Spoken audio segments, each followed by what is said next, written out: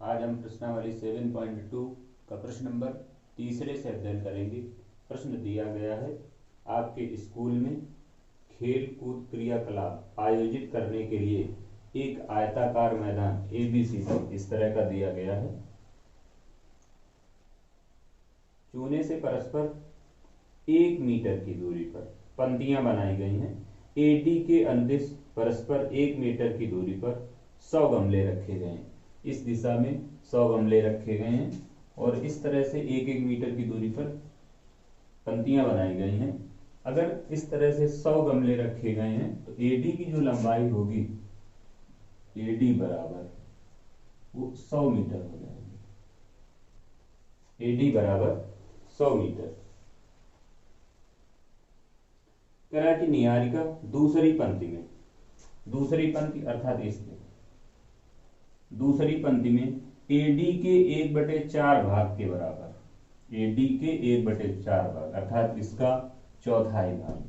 तो इसका चौथाई अगर हम निकालें, AD का 1/4 भाग, AD का 1/4 भाग, तो यहाँ पे प्राप्त होगा AD की लंबाई है 100 मीटर, तो 100 का 1/4 अर्थात मान यहाँ पे प्राप्त हो जाएगा 25 मीटर।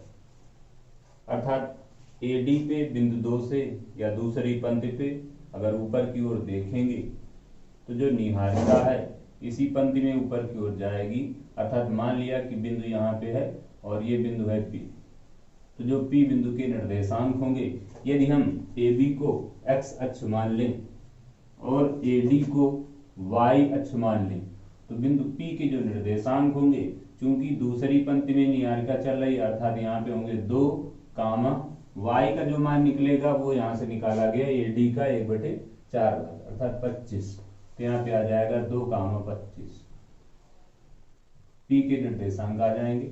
फिर इसके बाद कह रहा है कि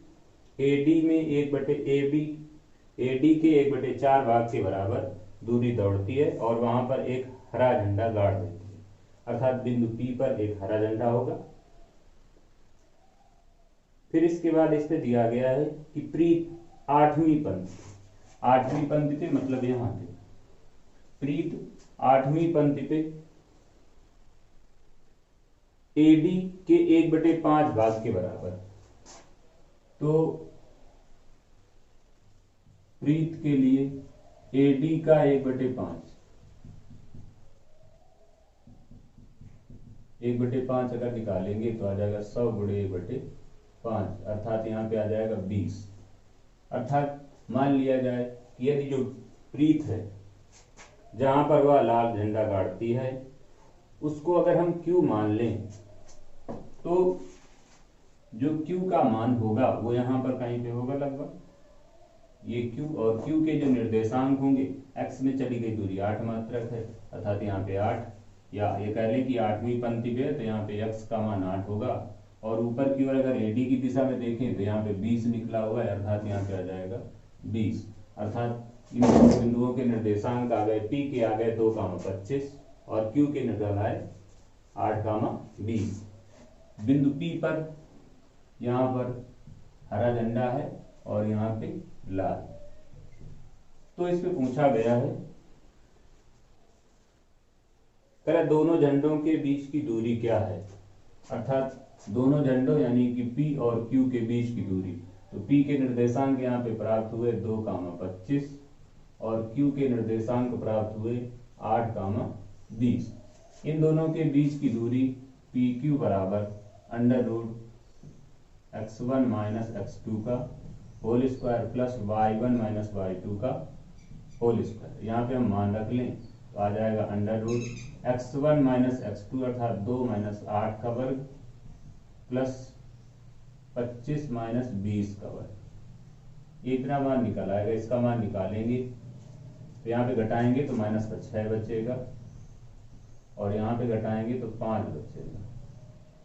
यहाँ पे 6 का वर्ग 36 आ जाएगा, 5 का 25 आ जाएगा, हल कर लेंगे तो 61 आ जाएगा। अर्थात दोनों के बीच की दूरी √61 मीटर होगी। फिर इसके बाद इस पे दिया गया है तरह यदि रश्मि एक नीला झंडा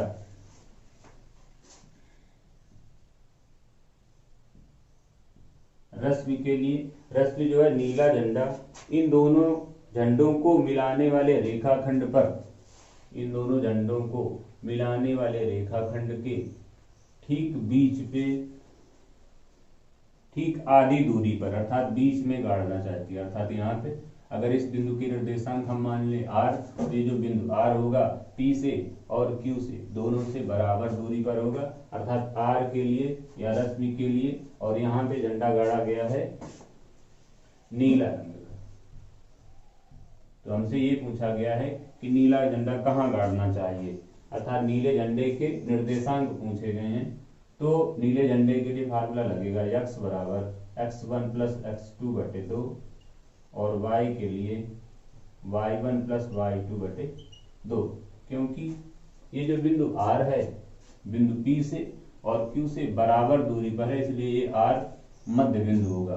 तो r के निर्देशांक ज्ञात करने के लिए फार्मूला लगा लें x1 प्लस x2। x1 का मान देखें यहाँ पे 2 दिया गया है, x2 का मान 8 दिया गया, यहाँ पे आ जाएगा 2 प्लस 8 बटे 2, अर्थात आ जाएगा 10 बटे 2, तो यहाँ पे आ जाएगा 5। और इसी तरह से y1 के लिए y1 का मान 25 और प्लस y2 का मान 20, यहाँ पे आ जाएगा बटे में 2 आ जाएगा, 25 और 20 जोड़ेंगे तो यह आ जाएगा 45 और नीचे 2 दिया गया, अर्थात आ जाएगा 22.5। अर्थात पांचवी पंक्ति पे 22.5 मीटर की दूरी पर, अर्थात बिंदु R के निर्देशांक हो जाएंगे 5, 22.5। अर्थात जो नीला झंडा है वो पांचवी पंक्ति पर बिंदु A से 22.5 मीटर की दूरी पर गाड़ना चाहिए। नंबर 4 दिया गया है बिंदुओं -3, 10 और 6, -8 को जोड़ने वाले रेखाखंड को बिंदु -1, 6 किस अनुपात में विभाजित करता है। तो देखिए हमने मान लिया कि माना बिंदुओं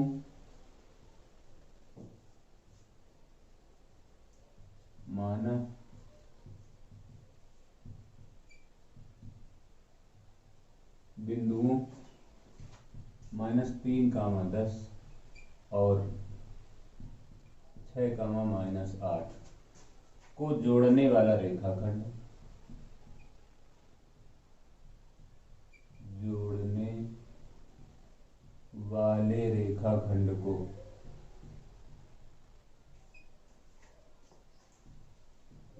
बिंदु -1,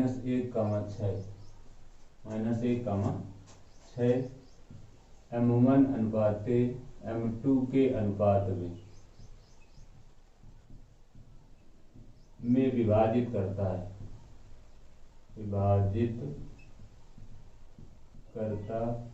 है, तो दो बिंदु दिए गए थे। पहला बिंदु दिया गया है -3, 10, तो -3, 10 यहाँ पे हमने कर लिया थी और यहाँ पे डाल दिया b। इसके निर्देशांक इसके निर्देशांक हो गए 6, -8। अब इन दोनों बिंदुओं को मिलाने वाले रेखाखंड पर एक बिंदु ले लिया -1, 6। ये बिंदु -1, 6 या बिंदु AB को M1 अनुपात दे, तो ये भाग हो गया M1 और ये भाग हो गया M2। M1 अनुपात M2 के अनुपात में विभाजित करता है। तो हम यहाँ पे फार्मूला लगा दें x बराबर, तो सबसे पहले देखें फार्मूला बाद में लगाएं। ये वाला जो मान है ये मान होगा x1 का, ये वाला जो मान है ये है y1 का, ये वाला जो मान है वो x2 का, और ये वाला जो मान है वो y2 का। और यहाँ पे जो बिंदु दिया गया -1, 6 ये हो जाएगा x का और y का। तो यहाँ पे हम सूत्र का उपयोग कर सकते हैं, या तो हम x का फार्मूला लगा लें, तो x का फार्मूला लगाएंगे तो आ जाएगा m1 x2 plus m2 x1 अपान m1 प्लस m2, या फिर हम फार्मूला लगा लें y का, तो y बराबर m1y2 प्लस m2y1 अपान m1 प्लस m2। इन दो में से किसी एक फार्मूले का उपयोग करेंगे तो अनुपात निकल आएगा। सबसे पहले x वाला देखें, तो x का मान दिया गया -1, यहाँ पे आ जाएगा -1 बराबर m1 इंटू x2, और x2 का मान देखेंगे तो 6 दिया गया है, प्लस m2, x1 का मान यहाँ पे है -3, अपान में आ जाएगा m1 प्लस m2। इसको हम हल कर ले, इस वाले को इधर पर छांतर करेंगे, -1 के साथ में गुणा में आ जाएगा, यहाँ पे बनेगा माइनस का m1 माइनस का m2 बराबर 6m1 माइनस 3m2। अब हम यहाँ पे m1 और m2 वाले एक तरफ कर लें, m1 वाले एक तरफ और m2 वाले एक तरफ।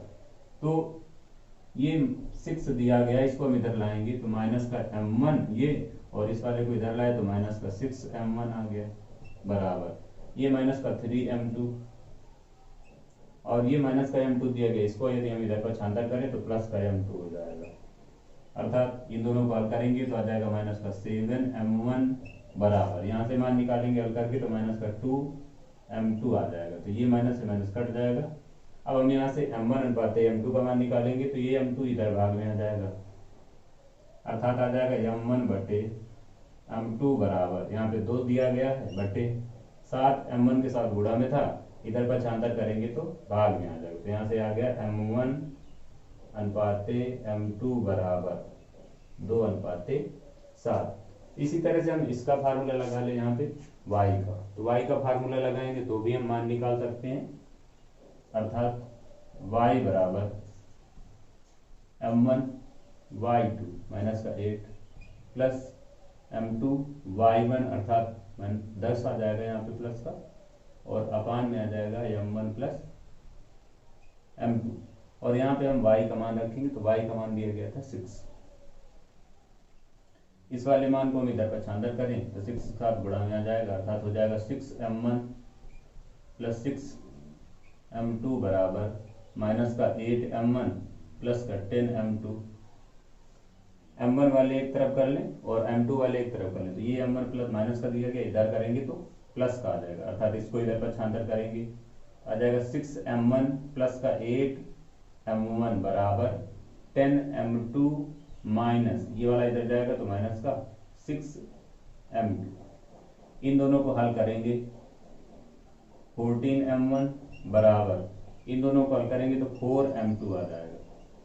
यहाँ से हम m1 बटे m2 का मान निकालें तो आ जाएगा m1 बटे m2 बराबर 4 अपान 14। इसको हल कर लेंगे तो यहाँ पे आ जाएगा 2 अपान 7, अर्थात यहाँ से भी मान निकल आएगा m1 अनुपाते m2 बराबर 2 अनुपाते 7।